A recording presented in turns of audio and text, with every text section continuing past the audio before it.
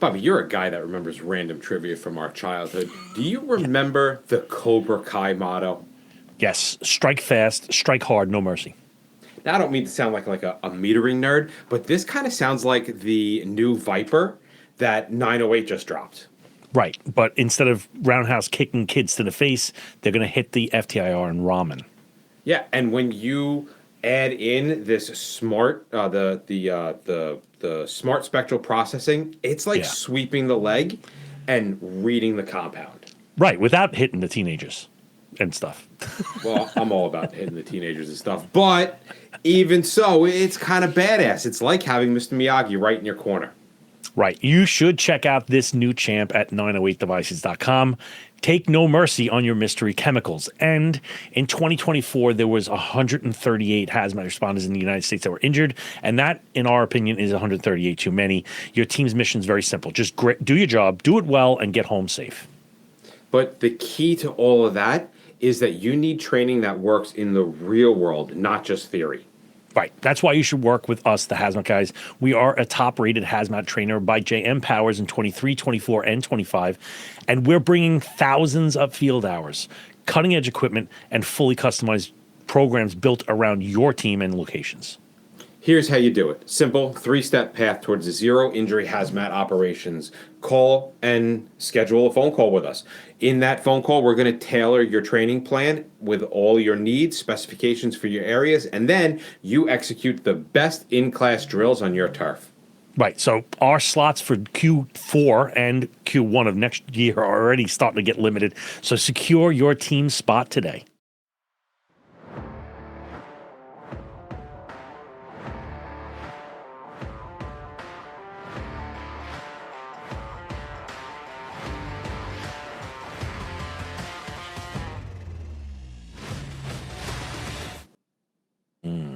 Hello, everybody out there in podcast land. We are narrowing down the end of quarter three. We're kind of getting into the fall of 2025. I can't believe 2025 is coming to the end. We've got two shows that are absolutely spectacular. The first is going to be Hazard Class with Jake. Phenomenal, in-depth conversations with people who are in the first response world, on the fringes of the first response world. Hazmat adjacent, yeah. It can be very adjacent. But I got to tell you, he does an incredible job of pulling in thought processes that are really a great way of looking at things during an emergency. And then we have the industrial strength hazmat show. These guys are absolutely phenomenal. And if you're a fire department and you have any kind of facility in your area, you want to be listening to this, guys, because it's gonna help put you on the same page as them, which I didn't even realize how off page these two different worlds were. And we have I don't want to reveal what they are, who they are, but we have two new podcasts we're inking the deals with as we speak. So and possibly another one with the newsletter podcast. If you're tell your friends, newsletter is a short what's happening in the world of hazmat. Check that one out. So check us out at the monthly happy hour. You can come on, chat with the guys. Allows you to just have like a brain trust, talk about incidents. It's not recorded. It's actually a really cool time. I have a lot of fun with it. We hate, the kind of like the Gen Z terms now, but I'm going to use it and say it really is a safe place to kind of dump and vent because it's not recorded, it's not aired, and it's private. And what guys have found interesting about it is that they're able to kind of like fully explain the issues and the problems at hand, and other people from around the country who are just as involved as they are going to be able to give answers, thoughts, opinions, and it's a safe place. Like, and nobody. As a bonus, you get entered into the scholarship for the Southernmost Hazmat Conference, February 3 through 5, 2026 in Key West. Be there or be square, you freaking losers. I don't know. I shouldn't have said that. Whatever. Reach out to us if you guys want to do some grant funding stuff. We talked a lot about grant funding. We have it available to help you guys out. So reach out, let us know. And we're starting to come down to the end of the conferences. But Bob, I think we got 2 or 3 left? As you're listening to this, I am coming home from Virginia Hazmat Conference, going to Hot Zone Hazmat Conference in October, and then we have the NASPO conference in November 3rd, and that is in Arkansas. That's going to be a lot of fun. I was going to say, what is the NASPO? It's apparently it's the movers and shakers of that whole South Midwest kind of thing, where all the people that are somebody are there, and they wanted to bring us in and have a little chat with us. So we're going. Yeah, happy to join them. So maybe while we're there, we could chat a little bit about DOT Class 6, which if you've been listening to the past, I don't know, what do we had, about 10 episodes on these bad boys? We are trying to detail each one of the different hazard classes, give a little bit of information. This is great information for both operations level people as well as technicians. And DOT Class 6 within the hazardous materials, according to the U.S. Department of Transportation, who's the one that kind of like makes the classes. So if I'm going to listen to anybody on them, it's going to be the DOT. This is going to cover toxic and infectious substances. It's divided into two subcategories, 6.1 and 6.2, with 6.1 being toxics and poisonous substances and 6.2 being infectious substances. These are one's more chemical, one's more biological. Yeah, one's more chemical, one's more biological. And actually, we've done quite a bit of talking about 6.2 with Jackie, the person from the lab. So if you want to hear all the crazy lab shit that happens out there, go back and look for those episodes. Yeah. They're pretty good. These are materials that are going to pose a risk of something like poisoning. They can contribute an illness or a disease rather than just fire, explosion, and burning. I thought I had the placard here. It would be nice if I had. I actually have placards. I just didn't prepare for the show. But the DOT Class 6 materials are going to be the one with the number 6 on the bottom, and you're going to have the appropriate hazard symbols, such as the skull and crossbones for toxins, yes, or the biohazard symbol. Like the. I don't know what the hell it's almost like 3 coffee cups left a stain on a table. Yes. That's exactly what. Could you imagine if that's how they did it? There's a bunch of just corporate people, like government regulatory people in a board meeting, and they pick up their copy and they're like, yeah, let's use that. That looks really good. That's probably what it was. Oh, we're gonna have to research that symbol. I'm sure there's some kind of something behind it. The coffee stain. I'm gonna write that down. That sounds like an HMAF shirt. A lot of times we get this question in operations classes, and they're like, Mike, I don't understand. I thought everything is toxic, right? Like, there's stuff out there that's toxic that's, labeled 2s and 3s and things like this. So, So what are some examples of things that we would find in 6? Industrial toxins, your cyanide salts, certain pesticides, phenols, heavy metal compounds such as like lead, and infectious biohazards. It's a pretty tight category as to what is going to be considered a poisonous or a toxin other than just some other category of harm. Right.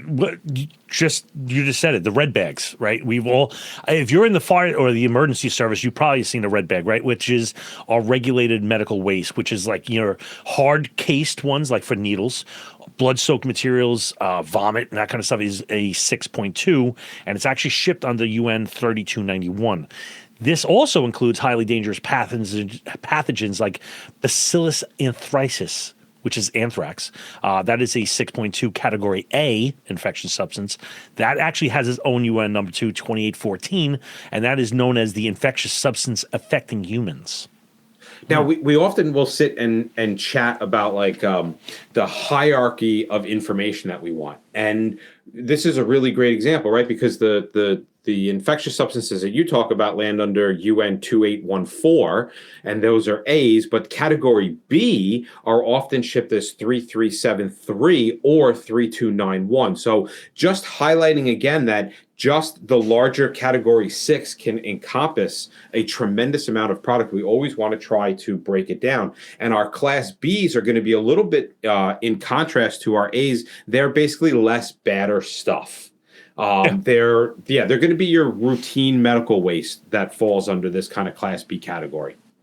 Now, if you go back to the 6.1, which is the toxic substances, which I always think is funny because it's like, how do you know if it's bad? It has a skull and crossbones on it. Generally speaking, pirates and 6.1s had those things going on. So this is going to be an inhalation. Except for Jake and the Neverland Pirates. They were not bad pirates. That's true, but it was cute. It was like a cartoony one, but this is, a little bit more real because inhalation skin absorption, or injection. So this could be either solid, liquid, or gas. And even these are ones that in really small amounts are able to cause injury. I've seen a scale, and I don't know how accurate it is, where if it's like under 1,000 parts per million, that is toxic. Ideal H is under 1,000, then it's like dangerous. And if it's under 100, it's like hella dangerous. And if it's under 10, it's like super duper duper dangerous. It's like, I've seen that. I'm not going to say it's something that's firm, but it's as those numbers go down, the ideal H gets smaller, the more toxic it is for you. Which is good to know as a first responder, because that can change our PPE to many degree. Yeah. And when we look at these things, right, many of the 6.1 poisons are acutely toxic, which kind of makes sense when you think about what Bob just said with the whole really, really small amount, right? These are things that we're not really worried about causing cancer 30, 40 years from now. Like, we don't want to die in the here and the now. Organophosphates, insecticides, these are things that affect the nervous system, right? Cyanides interfere with metabolic processes in the body in the moment, right? Not in the future. Infectious substances, that 6.2, they contain pathogens that can cause disease in humans and animals. So specifically looking at bacteria, viruses, and toxins, again, here and in the moment issues. When we look at these, because they're so here and in the moment, and because they're so small, we want to be able to predict the dispersion of these things. That's a big part of Class 6 is plume modeling and dispersion. We always want to kind of figure out where this toxic gas is going to go in the vapor cloud, right? Is it going to go downwind? Is it going to go here? Is it going to go there? And we can also add this in to some degree to biologicals, things like anthrax. Especially weaponized anthrax that's specifically designed to be airborne. Where's it going to go? Where is it going to settle? So understanding the material's form, whether it's a solid, a liquid, or a gas, is going to be really critical when it comes down to that plume modeling. I can't say plume today, and predicting behavior. Well, the previous ones, I'll say specifically, like Class 4 is your solids, Class 3 is your liquids, Class 2 like your gases, right? So this is one of those ones where it's an all hazard kind of thing, like, because it's solid, liquid, gas, it's a combination of these things. So you can get like things from hemorrhagic fevers, viruses, like they have contagions. So you can have invisible dangers like toxins or microbes. And so you should be a little bit more careful handling these things, because it doesn't have the visible hazard of like the flammability or explosives.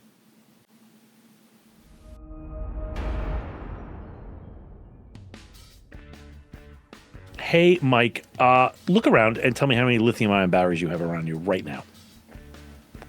I'd say I've got about 7 or 8. See, batteries are everywhere, and pretty much every fire department in the world is dealing with battery fires now on a regular basis. So we are very excited to talk to you about a new product that came across our desk, for lack of better words, that's proven to limit and control battery fire propagation. It's from a brand called the Geo, and it is chock full of hazmat experts who know that there's a better way for us, the first responder, to handle, store, and ship at-risk lithium-ion batteries. This product will solve your lithium-ion battery problems. It's lightweight. It works across all battery types, and we can say that it lives up to the hype because we've tested it ourselves firsthand. It's called ObexionFR, and it's part of a 2-part system with a scientifically designed granular along with a UN-certified paler drum. More importantly, ObexionFR is proven to reduce the toxic ideal H gases that are emitted when one of these batteries starts to kick off. So all in all, it's going to help keep your team safe. Right. So go to thehazmatguys.dgo.com. That's thehazmatguys.dgeo.com. And we promised that we would look into a solution for the battery fire. And many companies have come and presented our products to us. There's been one really noteworthy one, and that is because it actually extinguishes the lithium-ion battery fires. It's going to work on multiple classes of fire. It's not this one-trick pony, but it's also going to prevent the fire from spreading, and it's going to prevent the lithium-ion battery from reigniting. Now, before that guy, there was a meme that came out. Somebody threw a rock into a moving washing machine and it destroyed itself. And that was like this guy just coming into the hazmat conversation and just destroying the whole conversation because he has to say something. But if you care, in the show notes, we have the UL Class A and Class B and the BSI for 10 categories, including the lithium-ion battery studies. Now, we've put this through our own set of field testings, and I got to tell you, we were impressed with the results. So we encourage you to do your own myth busting. It's available in a variety of forms, so it's going to help integrate into whatever your current process is. Check them out at Fire Suppression Solutions or click the link in the show notes. So how do we end up looking at the scene as a whole, right? What's the analysis? Because we do have sixes can be very, very dynamic. So when we're doing our initial setup and analysis, the first thing we want to do, just like anything else, is we want to look for the large scale indicators, which is going to be our placards or our labels with the six, the sign hazards, the toxic symbols, the biohazards, shipping documents, and any kind of markings on the container. Another one that you want to do is try to get the shipping papers. And I will say, I don't want to say statistically, but of all of the incidents I ever went to, I will say the actual driver had the shipping papers waiting for me like 3 times. Like never, it didn't happen. They were always like, if the accident happened, they ran. They didn't say, wait a second, let me get those papers for that guy. You know, like, not they a thing. Don't so give the railroad might be different, and railroad takes it serious. It's funny because we just came back from teaching a whole week in which we were doing nothing but scenarios, and over and over again, everybody's always asking for the papers, and they get so annoyed at us when we're like, yeah, no, we don't have any paperwork for you. I don't have any paperwork. Like, go figure it out yourself, because the reality is if you're going to train as if you don't have that information being given to you, because it's a lot easier to go with the paperwork than it is to go without the paperwork. So train in the harder way. Yeah. So, I mean, you can get a couple different, you can get like 1547 for organophosphates. You can get something like 2814 for anthrax. So there's a wide distribution of things that can be on these papers.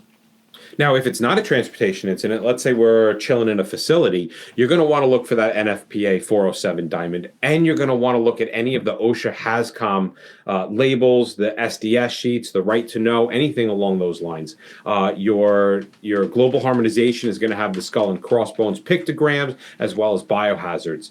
The chemical detection equipment can vary depending on what the product is. Some gases we can absolutely pick up with our multi-gas meters, especially our PID, or if you have a specialized sensor, which I highly encourage that if you have some of these major type 6 chemicals running through your facility or through your first due area, to absolutely get some specialized sensors.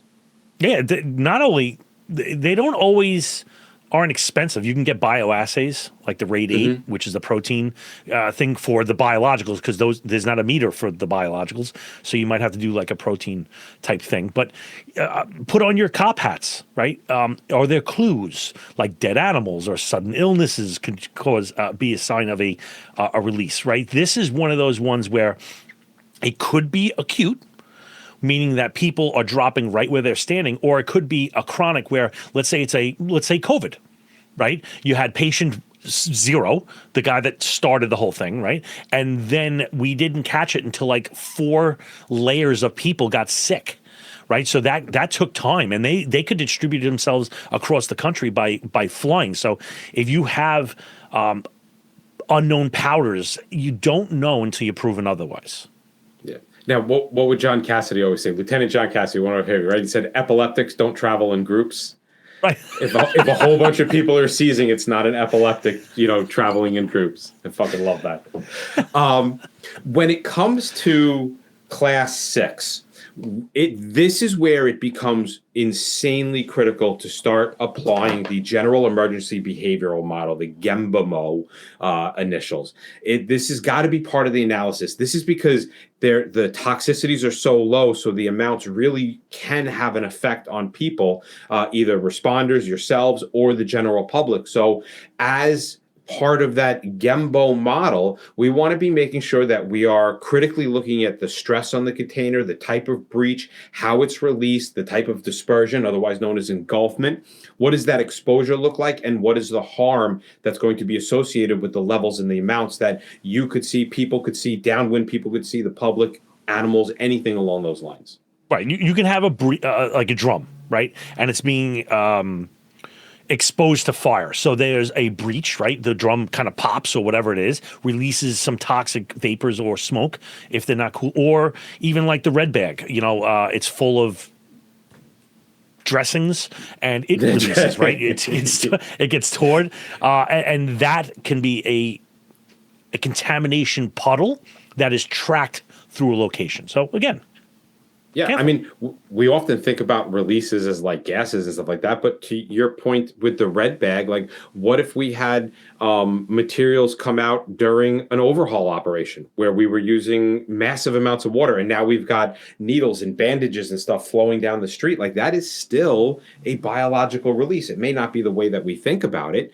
So understanding that whether it's a liquid, a powder, or a gas, that all goes into that behavioral dispersion prediction, right? Where is it going to go? What is it going to do? How is it going to have an effect on the people that it's coming to? Right. And if it's breached already, you got to just predict where is it going to? How far is it going to go? Because it's almost like in firefighting where you go into a strip mall and you want to get 3 buildings ahead of the fire and fight back to the fire. You want to kind of, get ahead of it and contain it back to the source. Yeah. Now, more often than not, a lot of just the reality of the world, right? A lot of the ERG, you open it up and it says, create a 4-mile radius, Where we work, that was impossible to do. Like we could never evacuate all of Manhattan. However, when it comes to 6s, when it comes to these poisons, these predicting exposures, they are absolutely necessary for us to be able to plan the protective actions because of that massive acute small dose. We basically want to get ahead of the curve. Right. And what do we mean by like the curve? Well, what is the curve? Well, the curve is what's going to happen if we do absolutely nothing. Right? If we're sitting here and we're predicting the future and we're predicting what's going to happen based upon chemical physical properties and the behavioral modeling, if we do nothing, what's going to happen? That's the curve. Try to get ahead of that, right? The analyzing this drives the urgency of the intervention versus evacuation, right? Are we going to do nothing? Are we going to evacuate people? Or maybe, let me rephrase that. Maybe our first steps with limited manpower is to evacuate. Maybe that's going to be best. Maybe with limited manpower, we're better off doing an intervention and trying to slow it down. We won't understand that unless we are understanding what's happening with the dispersion and the prediction modeling. All right. So now we scare the crap out of you.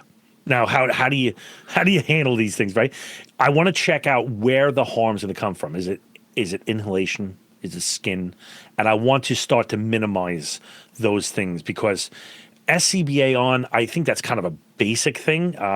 But if you have like an organophosphate or a cyanide, that can kill in minutes if it's inhaled in a sufficient quantity. So a great place to check is the ERG, the Poisonous Inhalation Guide. This is going to give you a really clear indication whether or not you have a type 6 material that is absolutely 100% a zero inhalation type of a gas. If it's in the ERG under that Poisonous Inhalation Guide, you have some serious work ahead of you.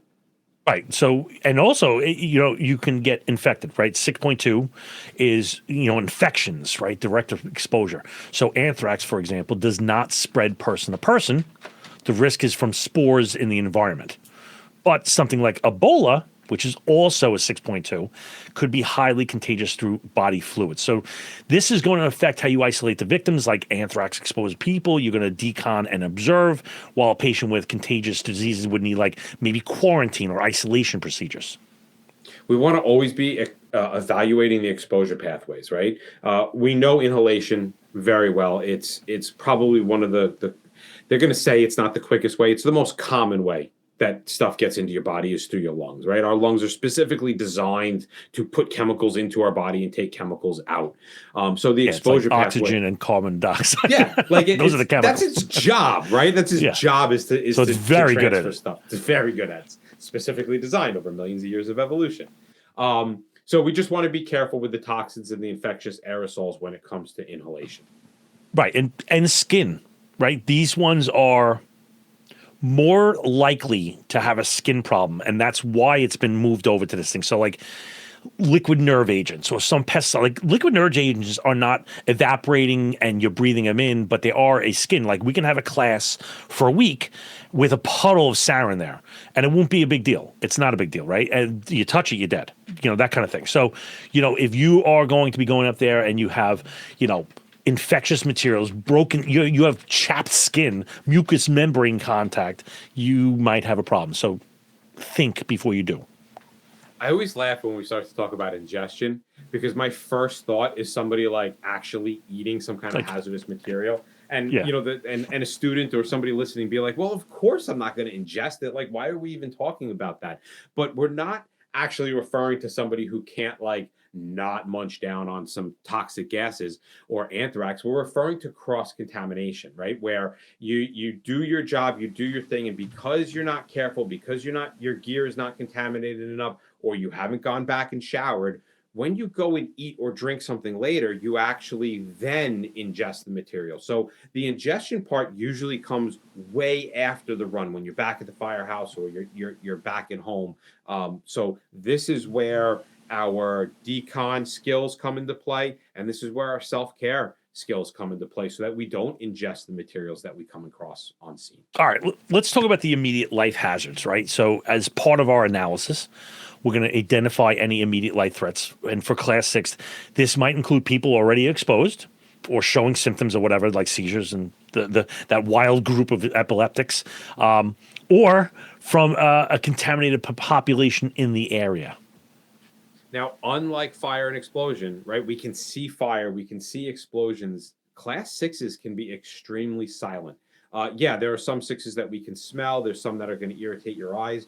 But there are many that are just not detectable by the human senses, especially when we go into that biological work. So to the best of your ability, you're going to need to be monitoring and really kind of assessing the spread based upon the victim symptoms, which can be really hard for biologicals. I'll give you that.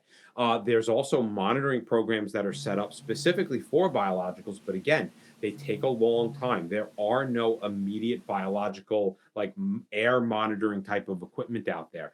Bioassays are kind of the closest thing that we get to it. So some of the things that we look for in people: mysterious rashes, fevers after the incident, and any kind of signs of infectious exposure.